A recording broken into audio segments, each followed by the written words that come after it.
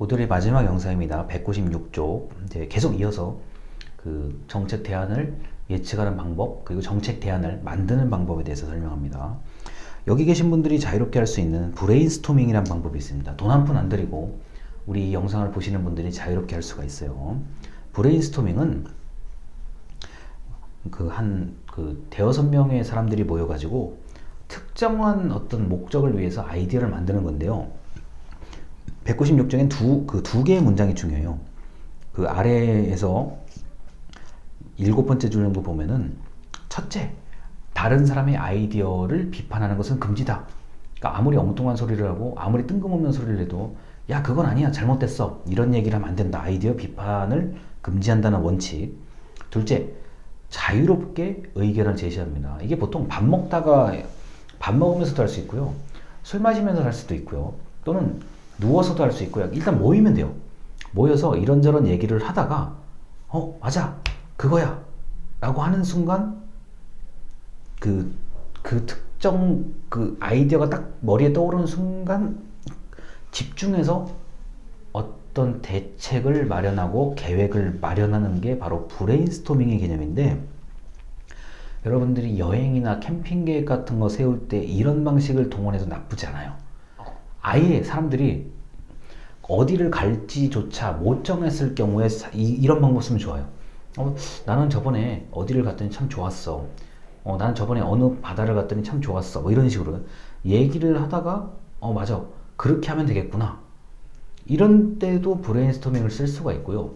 또는 문제가 뚜렷한 경우에, 그러니까 모여있는 사람이 우리 팀이 봤을 때 문제가 뚜렷한 경우에 뚜렷한 문제를 어떻게 해결하면 좋을까? 그런데 마땅히 좋은 아이디어가 없을 때, 그러니까 문제의식이 같아야 돼요. 이 브레인스토밍은 아무렇게나 얘기하는 게 아니라 문제의식이 같을 때 한 번쯤 집중해서 얘기를 하면, 다른 사람의 의견을 비판하지 않고 집중적으로 얘기를 하다 보면 한 번쯤 큰 것을 얻을 수 있는 방법입니다.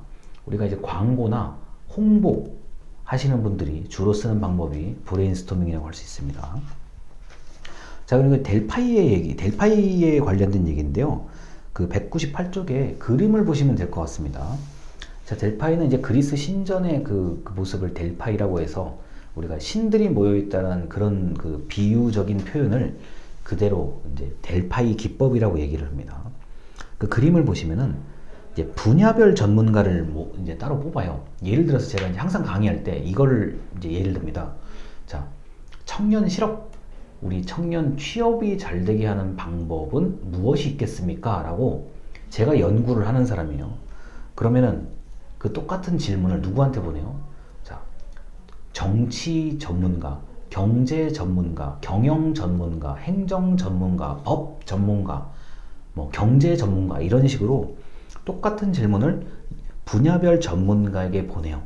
이게 지금 그림 설명하고 있습니다. 자, 델파이 참여자를 선정해서 설문지, 제가 물어볼 질문을 적어서 똑같이 보내요. 자, 그럼 답변이 올 거 아닙니까? 답변이 오는데 여기서 중요한 건 어느 전문가가 참여했는지는 연구자인 저밖에 모르는 거예요. 서로가 서로를 모르는 상태에서 자기가 자기 답변만 충실히 해서 주는 겁니다. 제가 답변을 다 모아요. 그거를 의견을 정리를 해요. 자, 제가 의견을 정리를 해서 정리된 내용 더하기 제가 또 물어보고 싶은 것을 질문을 적어서 똑같은 사람한테 다시 보내요. 그러면은 그 전문가들은 어떻습니까? 서로가 누구인지 모르기 때문에 야, 이 뭐야? 내 생각하고 완전히 다른 사람도 있네. 야, 이거 나하고는 전혀 내가 생각지 못한 내용을 얘기하는 사람이 있네. 나하고 생각이 완전히 같은 사람이 있네. 이런 식으로 이제 알게 되는 거죠. 그러면 다른 사람의 생각을 읽은 다음에 또 답변을 보고 거기에 적어서 또 보내요. 그럼 또 수집합니다. 이런 정리하고 나누어주고 답변을 받고 하는 방법을 여러 번을 반복해요. 단 중요한 거, 익명성. 전문가끼리는 누가 누군지 모르게 하는 게 핵심입니다. 그래야 솔직하게 아주 가감 없이 이야기를 할 수가 있죠. 자, 그렇게 해서 조사 결과를 정리해서 반복적으로 제공을 합니다. 그러다가 연구자가 이제 판단을 해야 될 때가 있어요. 더 이상 나올 게 없다. 더 이상 물어볼 것도 없고 전문가들이 더 이상 적어낼 게 없다라고 했을 때, 자, 똑같이 시간과 장소를 정해서 그때 이제 마지막으로 모이는 거예요. 자, 마지막으로 모이면 그때 전문가들이 굉장히 당황할 수도 있습니다. 내가 너무나 친하게 지냈던 사람이네? 그런데 우리가 설문지를 했을 때는, 설문 응답을 했을 때는 몰랐었네? 그렇게 느낄 수도 있잖아요. 그리고 저 사람, 야, 맨날 텔레비전에 봤던 저분 이런 반응이 나올 수도 있고요. 그렇게 마지막으로 모여서 지금까지 연구했던 것들을 연구자가 종합적으로 얘기를 해주고 의견을 교환한 다음에 결론을 내리는 방식이 델파이 과정입니다. 시간이 많이 걸려요. 다만 정말 성실하게 물어보고 성실하게 응답만 해줄 수 있으면 굉장히 좋은 내용을 뽑을 수 있는 상당히 고급스러운 방법입니다. 자, 예를 들어서 청년 실업에 대해서 물어보면 어떻게 됩니까? 자, 내년 2021년에 한국의 청년들이 얼마나 잘 취업을 할 수 있을까요? 실업을 어떻게 하면 극복할 수 있을까요? 물어보면은 답은 다 나올 거 아니에요. 이것저것 또 정리해서 만약에 또 언론이나 이런 데 발표할 수도 있고요. 그 다음에 2022년이 되면 똑같은 질문을 또 물어볼 수도 있어요. 전문가들을 좀 바꿔가지고 또 물어볼 수도 있어요. 귀하는 2022년에 어떻게 될 거라고 생각합니까? 그럼 또 똑같은 방법으로 답변을 모아서 정리해서 또 발표를 할 수도 있는 거고요. 굉장히 좋은 방법인데 좀 전문가 섭외하기가 쉽지가 않고 연구자가 굉장히 많이 알아야 돼요. 그러니까 각 분야 전문가를 섭외를 해야 되기 때문에 웬만큼 내용도 좀 알고 있어야 돼요. 그냥 아무렇게나 하는 거는 아닙니다. 자, 그리고 이제 오늘의 마지막 얘기요. 199쪽에 분석적 계층화 방법이라고 이제 돼 있는데, 이제 말이 좀 어려워서 그런데요. 이런 부분이 있어요. 그러니까 위에서 한 10번째 줄에 읽어드리겠습니다. 여러 가지 변수 중에서 어느 변수에 우선순위를 둬야 되는지 결정하기 위해서 만들어진 기법이다. 구체적으로 AHP, 분석적 계층화 방법은 복잡한 문제를 계층화해서 중요한 어떤 것과 덜 중요한 것을 나누는 그런 형태의 연구 방법인데요. 마치 나뭇가지로 나누듯이 이렇게 되는 경우들이 있어요. 자, 제가 그냥 보여드릴게요.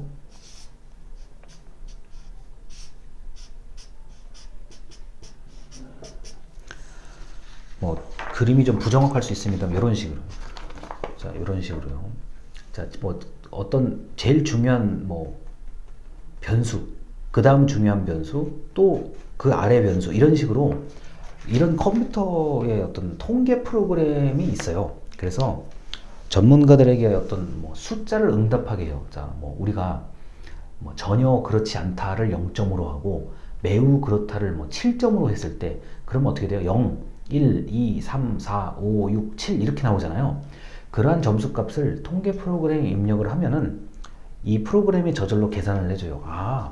전문가들에게 설문을 응답 수치를 표시하라고 했더니 그 수치를 계산해 봤더니 이런 식으로 전문가들이 어떤 항목이 제일 중요하고 그 다음 덜 중요한 항목은 뭐고 그 다음 중요한 항목, 이런 식으로 계층화, 그러니까 순서를 나누는 방법이 있어요. 우리 이제 전문가들끼리는 이런 방법을 이제 잘 써요. 이게 방법을 익히기만 하면은 한두 번만 이렇게 잘 배우면은 이걸 잘 써먹을 수 있는 여지가 좀 있거든요. 그래가지고 전문가들은 많이 쓰는데, 일단 이런 방법까지가 나뭇가지 모양처럼 분류되는 특징이 있는데, 이런 방법까지 있다는 것만 알면 됩니다. 여러분들이 이걸 실습할 기회가 지금 전혀 없기 때문에 델파이 기법, 분석적 계층화 과정이 있구나 정도만 아시면 많이 아시는 거예요. 그리고 여러분들이 누워서도 할 수 있고 밥 먹으면서도 할 수 있고 술 마시면서 할 수 있는 게 바로 브레인스토밍입니다. 절대 말하는 것에 누군가 무슨 말을 하더라도 비판하고 비난하지 않기, 그 규칙을 지키면서 웃으면서 얘기하면 더 좋은 얘기 많이 나와요. 한번 친구들끼리 해보세요. 예를 들어서 대회에 나간다 이런 거 등등 있잖아요. 어떻게 하면은 그 상품을 만들 수 있을까?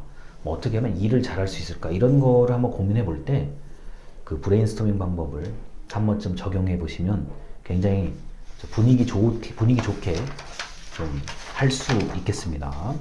자, 오늘 여기까지가 이게 중간고사 범위인데요. 범위가 좀 넓어요. 그래서 제가 따로 여러분들에게 좀 어떻게 공부를 해야 되는지에 대해서 말씀을 드리겠습니다. 들어주셔서 정말 감사합니다.